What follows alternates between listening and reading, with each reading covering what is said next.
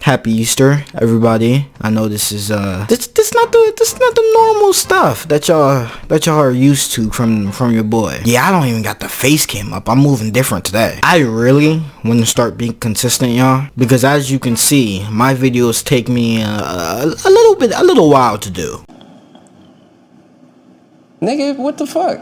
And to keep those creative juices flowing to where I'm not churning them out like I'm a fucking factory. I wanted to do something unique like this and kind of flex my excuse me, flex my knowledge on the medium that I talk about way too much. So Kotaku just released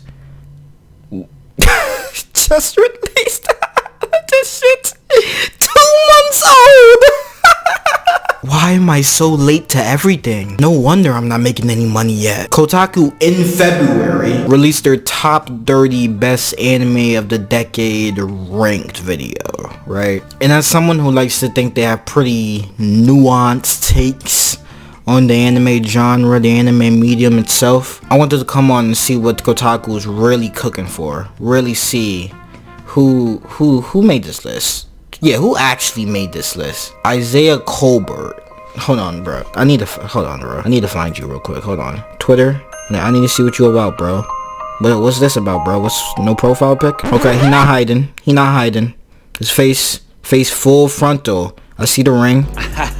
Now I don't know much about Isaiah and his takes on anime, but anime like Demon Slayer and Attack on Titan left big impacts on pop culture and the main. Oh my god. Don't start. I can read y'all. I promise.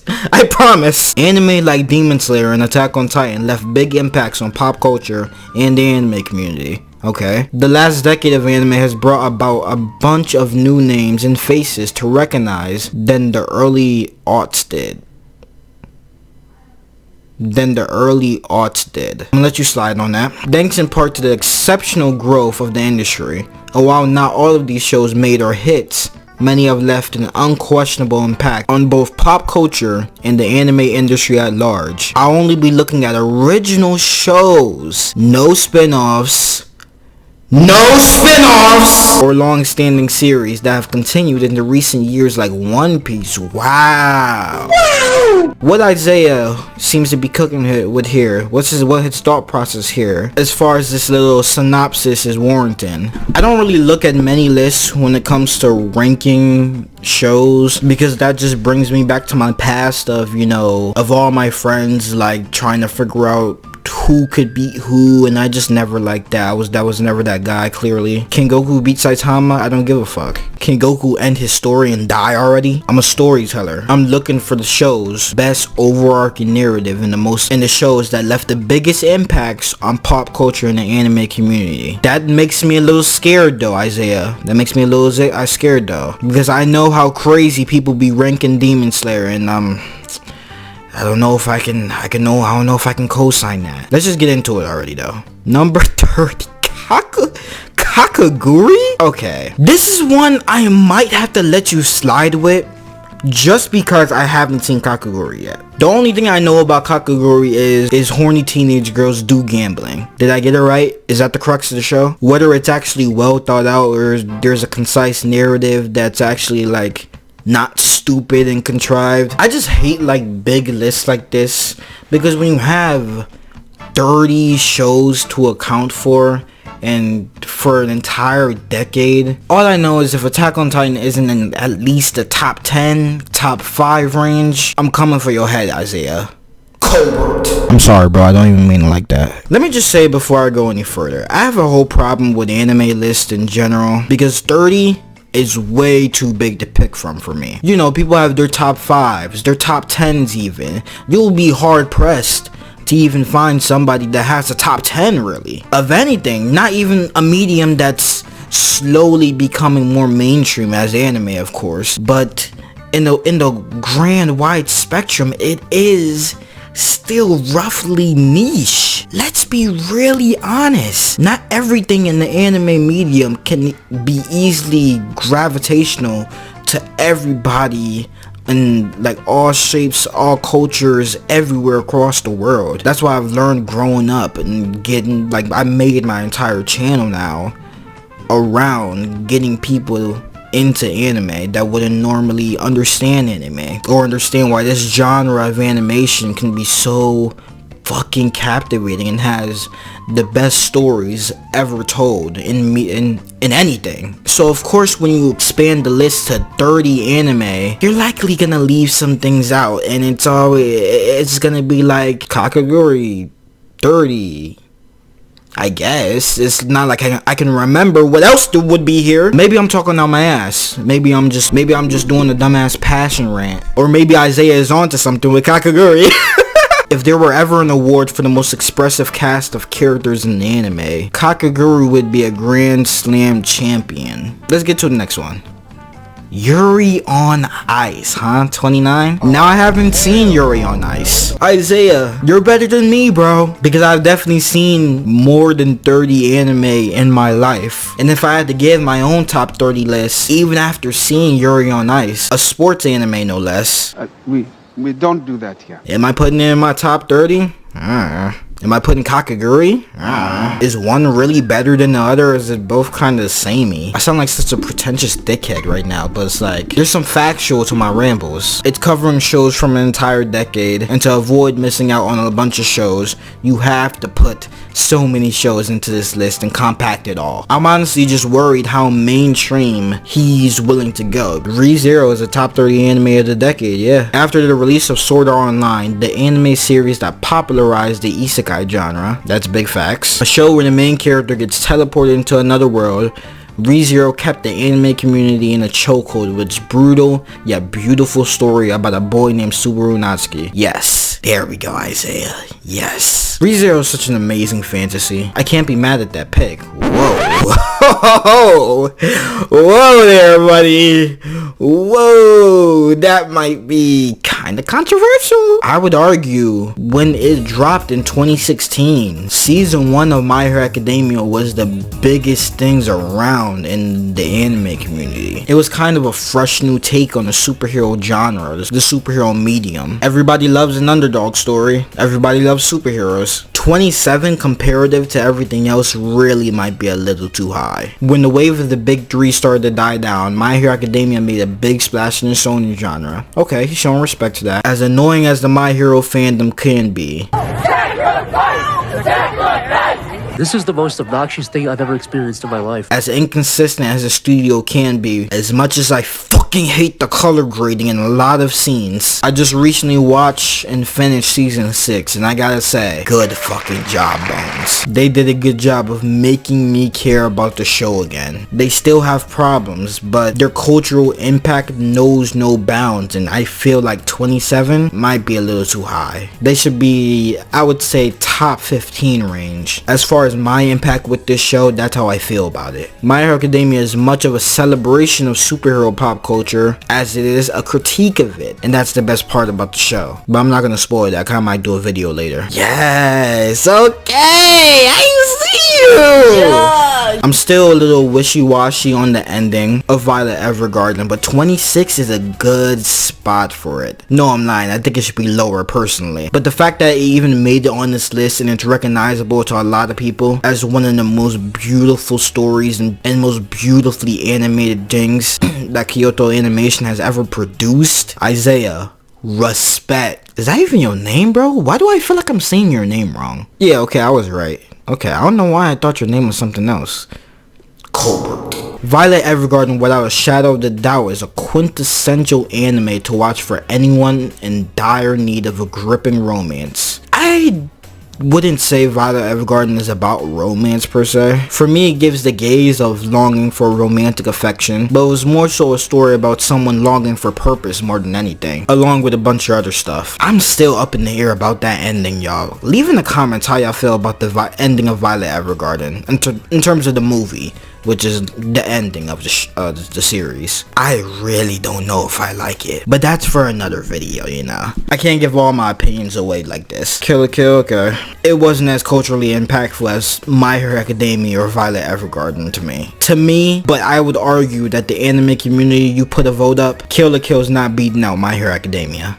Let's be fair. You could argue because of My Hero fandom is rabid, but Kill la Kill is Trigger's most iconic project, I know that. But I always gauge anime on how well they do introducing someone to the genre. And this right here, this ecchi tag, yeah, I'm never gonna show somebody this because of this. But even if I haven't seen Kill la Kill yet, apparently the show's more of an action comedy than anything, so I personally wouldn't even like it anyway. I don't know, y'all. As I'm going through this list, I'm starting to realize that it's real hard to talk about shows. It's really hard to put your opinions out regarding the bulk of an entire 24 to 12 or however many seasons a show has, comparative to having like a 30 rap album list of the decade, and you're just judging like quick 3-minute songs of an hour-long session of an album, a body of work. Judging these lists off its own merits as far as an entire show and all that encapsulates all that bulk, all the girth, that's tough. Y'all gotta understand that. Now, I've never seen Space Dandy, but I feel like it would low-key be something I would like. Look at how he's looking at me. Space Dandy follows Dandy. Thank you, Isaiah. A wannabe smooth talking dude rocking a pompadour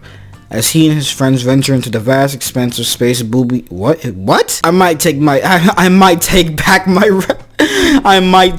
me watching it. Erased. A show that has been on my watch list for some time now. A show that I feel like if I watched, I would probably love. I love science fiction dramas. That's like one of my favorite genres of shows ever. It's at least top 3. Erased, much like ReZero, is an anime about a boy who travels through time to prevent the deaths of those close to him. Simple. However, Erased differentiates itself from the popular isekai by having its Groundhog Day-esque time loop revolve around its protagonist, Satoru Fujinuma. I always be feeling like I'm fucking it up. That's why I say it so fast, cause I feel like I'm messing it up. Like I said, this has been on my list for a while, but now that I'm making like talking about anime my thing, it's real hard for me to go back and watch shows that I really wanted to watch because of all the shows that I really want to watch that are coming out now. So like the placement 23, yeah, sure, Erased could be the 23rd best anime of the decade. I still feel like My Hero Academia should be a little bit deeper, but same with Violet Evergarden, not because of the quality of the show itself, but the impact. Now, I knew I was about to get to this eventually. Fucking Haikyu. Every single girl that's ever come into my life, you gotta watch Haikyu. No! My disdain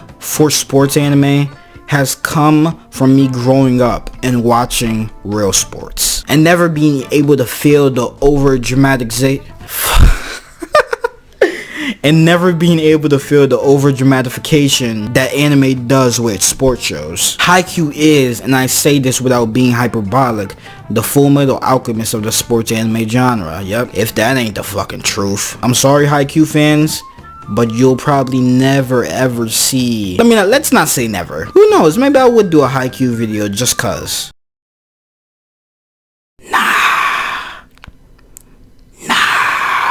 Oh fuck, that got my stomach hurting. I think I gotta. Hold on, y'all. I think I gotta take a 1 minute later. Okay, I'm back. Yes, I actually went to take a shit. Not because of you, Isaiah. Not because of your choice here, but Promised Neverland number 21 is an interesting pick. Simply because, are we talking about the totality of the entire series, the entire show, the entire anime itself? Or are we just talking about the masterpiece that is season 1? Because season 1 is something I don't know if I said this before. Season 1 is something I always recommend to people that has never seen anime to get into anime. Maybe one day I'll release a video breaking down my process of how I recommend people anime. Promised Neverland season 1 would be on that list. There is no season 2 in Ba Sing Se. Read, nigga, read! If you're in the market for a suspenseful show filled with genuine moments of terror and psychological horror, it's that good shit. Just watch season 1 of the anime and experience the rest of the show through its manga. Thank me later. Good stuff, Isaiah. Good stuff, Isaiah. The placement's kinda weird, but it's fine because you understand the greatness of season 1. So honestly, I wouldn't have put it right here, but you have my respect. Now, I'm gonna have to backtrack what I just said. No, I'm hating. I've never seen Assassination Classroom and really don't want to see Assassination Classroom. I don't really like the animation. It looks kind of cheap. I don't like the boldness of the lines. It reminds me of season 1 of Attack on Titan. And with a title like Assassination Classroom, I feel like they could have went a little bit more dramatic. But I want drama out of everything. I've noticed that. That's just me. That's just how I move. And the fact that it's a comedy too, yeah, I wouldn't like the show. Assassination Classroom, as the name suggests, revolves around a classroom of students. Wait, hold on. This is over My Hero Academia and Violet oh my goodness. Isaiah, we had a good thing going, bro. Good solid list so far. We haven't even cracked the top 15, top 10. I don't even know what you're cooking on there. And this is already a wild selection here. Assassination Classroom, top 20 of the decade. Again, I'm hating. I can't really talk much. This is me just chatting shit because I haven't seen the show. To be honest, everything I say is invalid. You got that, Isaiah. I'm still going to talk my shit a little bit more though. Assassination Classroom brings a somewhat surprising amount of emotional weight to the otherwise madcap antics that the middle school students get into while trying to wipe their teacher off the map. Ooh, why did bro just pitch me on the show and actually get me kind of interested? Isaiah is full of surprises. Konosuba? Okay! This is real surprising for me. Konosuba at 19 is kinda wild, but I'm gonna let you rock because placements on lists are really hard for me to account for. My Hero Academia, Violet Evergarden are still more impactful to me than anything I've seen so far. Maybe the Promised Neverland, but Konosuba's placement right here, fine with. I'm fine that it's even on the list. Isaiah is no fucking normie. Isaiah is no normie out here. I respect that Isaiah is showing that he has burn in the game. He has tread in the game. He understands. Konosuba is the only comedy anime that I really like. One of the only isekais that I really like. My brother, sisters, and the Nebis. And what's this? What's a Nebis? Hold on, bro. I'm gonna have to... Hold on, bro. Did I spell it wrong? What the fuck?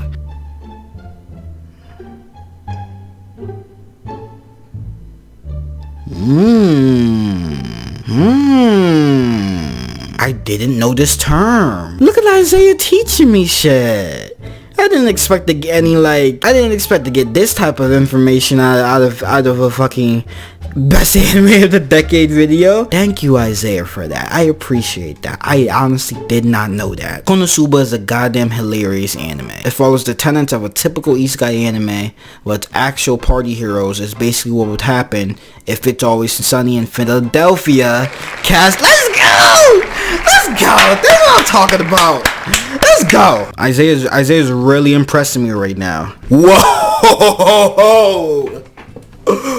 Of the decade? I agree! While Summertime Rendering is yet another time-traveling murder mystery show, yes, arguably stands out as one of the best anime to come out of the genre. Each twist and turn of Summertime Rendering's unraveling storyline is filled with heart-singing revelations, agonizingly painful deaths, and fulfilling victories. Yes, sir! This nigga's spitting! And Disney Plus, hold the shit out of this show. I will never forgive them for that. When it released, it was my favorite show of that season last year, and it still really isn't getting the respect it deserves for existing, for being created, for having a 24 episode run and wrapping everything up in a nice little bow in one singular season, and that's all it needs. We don't need a season 2. We don't need an OVO spin-off. We don't need a couple movies just to get our shit popping mainstream. Give us our one amazingly beautiful, intense drama with supernatural shadows and shit. Have it be short, complex, sweet, to the point, and have me on my toes the entire time. Even coming out last year, it deserves to be in the top 30 best anime of the decade list. Isaiah, give him another round of applause. Ooh, now this one you're missing me with it. Never seen Golden Kamuy. Is it Kamuy or Kamuy? I can never get. It's a historical anime about a soldier named Sachi the Immortal Sugimoto. Historical anime, grounded in reality, Tokyo. It's a ridiculous pseudo slice of life comedy about a bunch of ragtag travelers. Wait, what? How did the genre just completely switch to a slice of life comedy? There's just action on here. Isaiah, you good, fam? Is it a slice of life comedy or an action? Those are two very distinct and different genres. From the trailer photo right here that Crunchyroll gave us, I'm gonna assume all the blood and shit in this man's demon time ass face, that there's a lot of gore. Will I ever watch it? I'm not sure, but does it deserve its 17 ranking? I'm not sure. Whoa, okay. This is surprising. If Crunchyroll put Chainsaw Man in the Anime of the Year award category this year, it would have got my vote. It lived up to the hype for me, and I was completely along for the ride. Chainsaw Man slaps, period. That's all you had to say. Its placement, however, is interesting compared to what I expected. I expected recency bias to play a big factor. I expected the fact that it's one of the most captivatingly animated shows that I've seen in a minute. This anime stands as an industry special baby considering the A-list crew of animators behind the show's production, and the fact that these motherfuckers made a new ending song for every single episode. That is still fucking insane for me. They didn't have to do that. I really wanted to watch I Taxi. I really wanted to watch I haven't seen I Taxi either, y'all. As far as I can see, there isn't that many shows coming from the start of the 2010s, which as more talented animators get onto projects, you can only want it to get better. Ranking of Kings. Now this is probably just me. I loved everything about Ranking of Kings. I can't remember a single thing about the ending. I don't know what it was when it wrapped up and I watched the whole thing, but it's not a good sign if I couldn't remember the ending. Simply because I know personally and myself, I got a great memory when it comes to these things. And I remember Boji's brother like wifing up the witch girl for some reason. That was kind of weird to me, and it felt more anticlimactic for me than a culmination of Boji's entire journey. Ranking of Kings is a wholesome anime about a deaf and mute princeling named Boji as he travels the land to become the best king in the world. Top 14 of the decade? We're on the fence about that, but we're gonna keep going. Now this, we all know I'm fucking fine with this. As far as pop culture impact goes, Spy Family is definitely in the top 15. I would argue it could go even higher, simply because I feel like Spy Family was incredibly important to the state of because it's almost like everybody's taste in shows just completely flipped on its head once this show came out. And that was something that was so weird to me, and something that I just needed to study. Oh god, fuck. I haven't seen it yet, y'all. I haven't seen it. You're a fraud! It's literally a cute girls do cute things show, and I'm not here for that. I have like real hood uncles that have gotten into anime simply because of One Punch Man and how simplistic it is and how easily ingestible it is. I personally would put it in top 10. It was gonna come eventually. In the top 10, yes. Should it arguably be higher? Maybe. Do I think it's overrated? No. Do I still not understand why people love it this much? Yeah. Demon Slayer, much like One Punch Man, had an iron grip. Not even a fucking iron grip, bro. Fucking titty clamps, nipple clamps on the anime community since its premiere. While its story is a string of vanilla shonen tropes, Isaiah gets it. Notice how there hasn't been a single mecha show in... Yeah, not a single mecha show. Unless Attack on Titan's here. JJK. Switch these.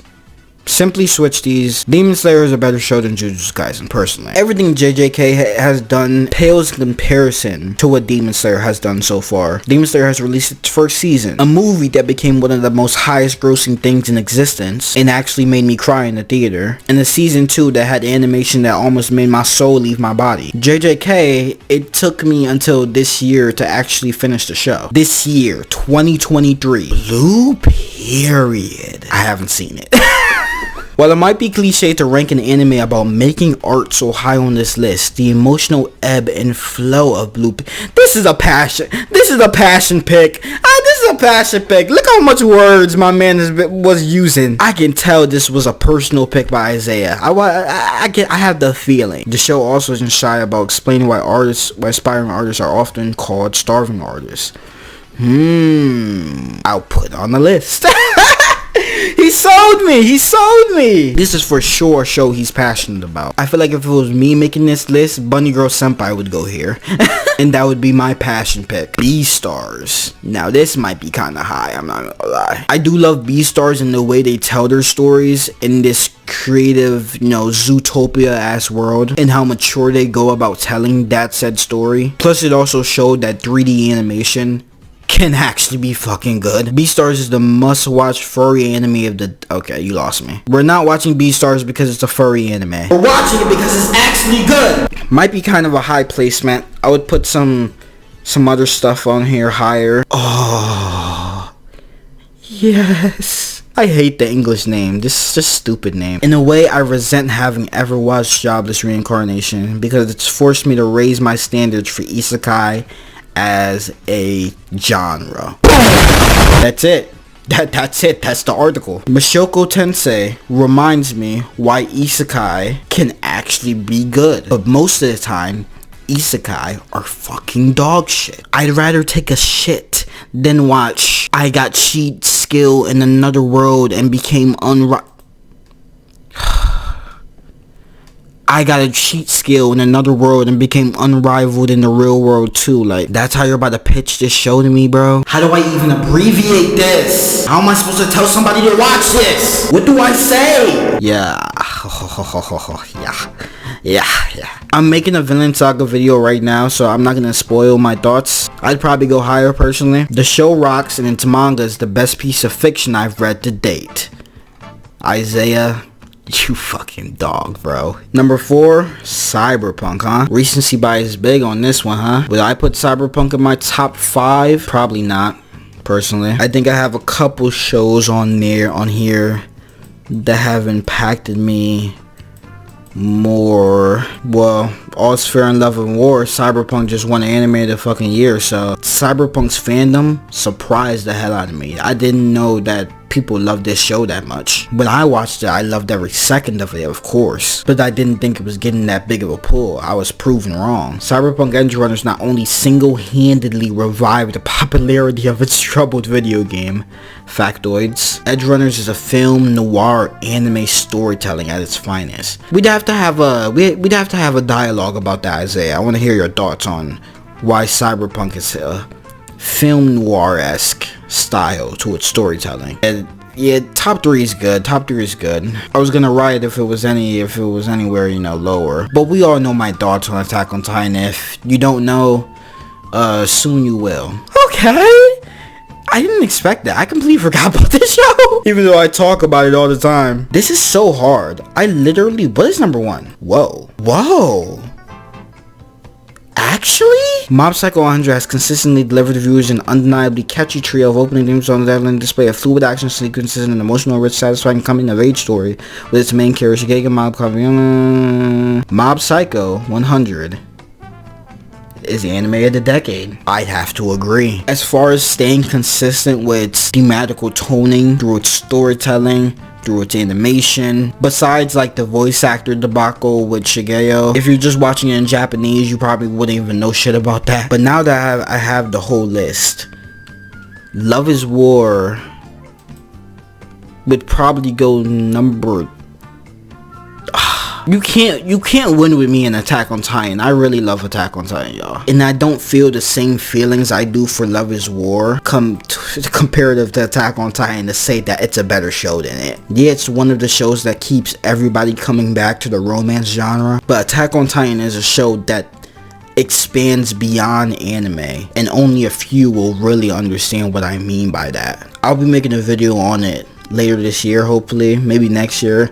Depends on when MAPPA decides to release, the rest of the series. But yeah, like I said, with lists like this, I can't really tell you what could be missing, like off the top of my head. I can make sure I can do a lot of stuff off the top of my head, but like for some reason I don't know why I was expecting that new season of Bleach to somehow be in this, somehow sneak its way into this. If I really sat down and made my own top 30 list, would this be my number one pick? Probably not. It'd probably go to Attack on Titan, but the way Isaiah has constructed this list, accounting for every single piece of genre throughout the anime mediums. We got slice of lives in here, we got isekais, we got fantasies, we got comedies. Love is War being number 2 is insane when you think about it, because as popular as the show is, it's not as easily to get into as far as me showing him Attack on Titan or me showing him Mob Psycho. Mob Psycho 100 is high up on my list for the best thing I've seen this decade, yes. But also, this is kind of like one of the pitfalls that I've said earlier in this video about condensing lists, even if it's accounting for something for an entire decade. That's why I don't really like making lists myself. I could, maybe if you guys want to see that, comment down below, because I always want to account for the artistry of these projects that people are spending millions of hours a day doing. Motherfuckers don't see their families because of these shows, and then some random ass dude gets on the internet and talks shit about that said show that he spent hours working on, and now his whole ego is crushed. But yeah, this is surprisingly actually a good list. I would love to have just a sit down with Isaiah and talk about this list in person. Genuinely. Process with choosing all of these shows. This is my first time on this damn website. What's going on in here? What the fuck? Did you tell me this was over? There ain't no use talking it over. Or can you try to tell me soon?